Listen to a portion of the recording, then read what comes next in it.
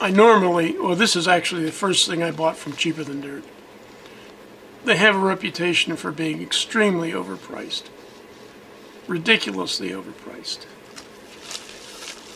But a friend of mine told me these were on sale.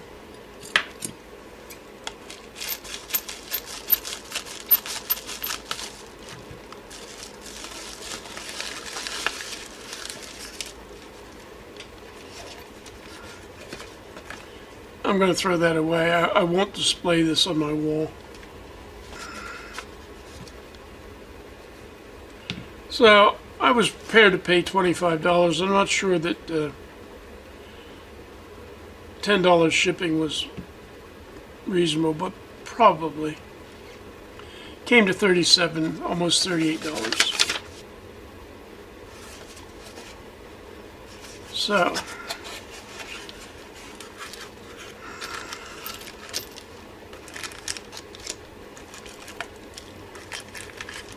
it's a little aluminum block that if you match the holes up,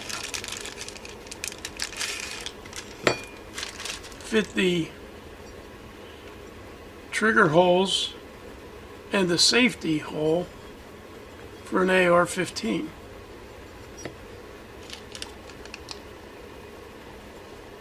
And I guess the handguard as well.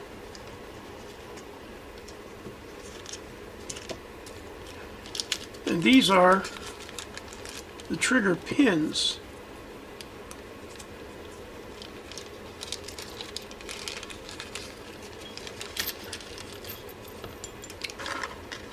So I could assemble a trigger and a hammer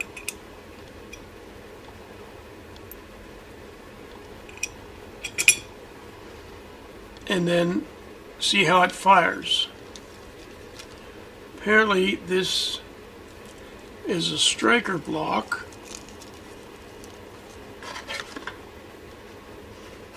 No instructions.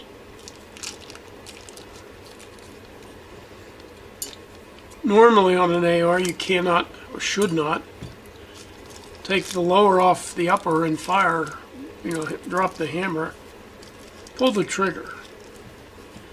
In fact, I always make it a point to, when I separate an upper and lower, to put the lower on safe or drop the hammer manually. This is it's not rubber, it's some sort of softer plastic. It can be placed in here,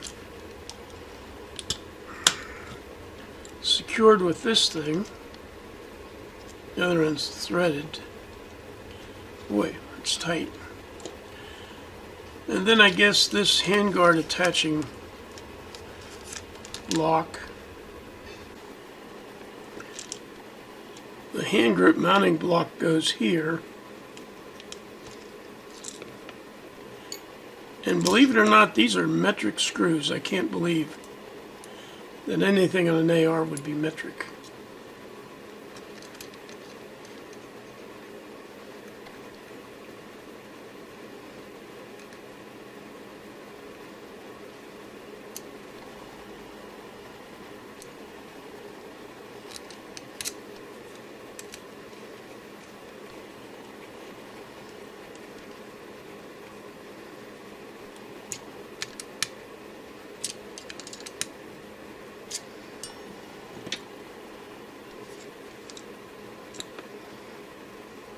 So now we've got an imitation of an AR-15. Lower with a standard quarter 28 quarter fine thread machine screw for fastening on a grip, safety, and a trigger and a hammer. I'll get these parts and assemble them to show you what I mean. Here's the Strike Industries, I don't know what you call it. They call it a trigger hammer jig. I'm not sure what I would call it. In any event, it's got a safety. I put the trigger, the disconnector, the hammer, the safety detent, and all of the springs. So it's fully populated. And you can see how everything works. You can see the sear pulling down, releasing on the sear notch. If the trigger remains pulled,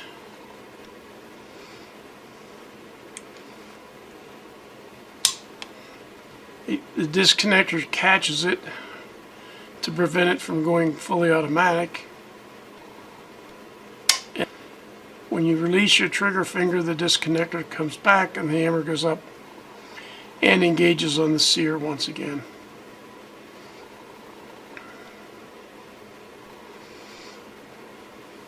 For those of you with sharp eyes, you might notice the hook on the back of this trigger.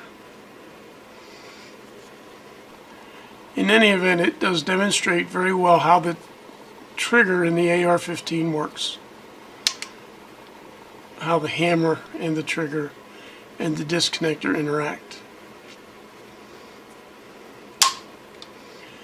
It also shows how at least this retaining pin is kept from walking because of these spring legs in the notches, circular cut on the pin you've used for the trigger.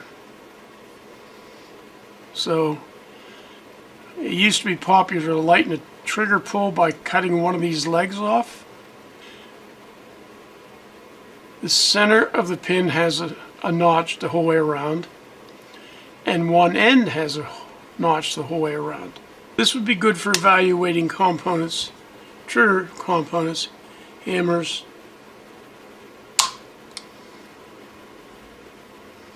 rather than using a full-scale receiver and then having to control the motion of the hammer. This semi-rigid block makes a good dummy.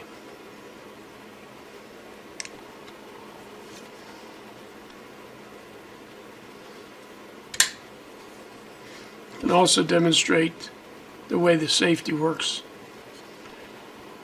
The fact that this cutout rotates downward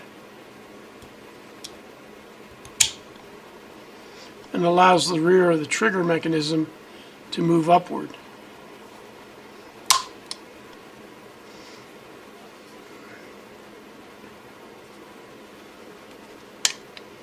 And putting it on safe, of course,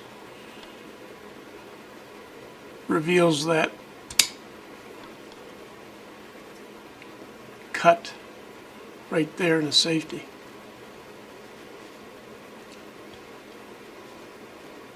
It cuts down now, and the tail of the trigger is free to move upward. It also shows why you can't put the safety on an AR. It's trapped in that notch without putting the safety on.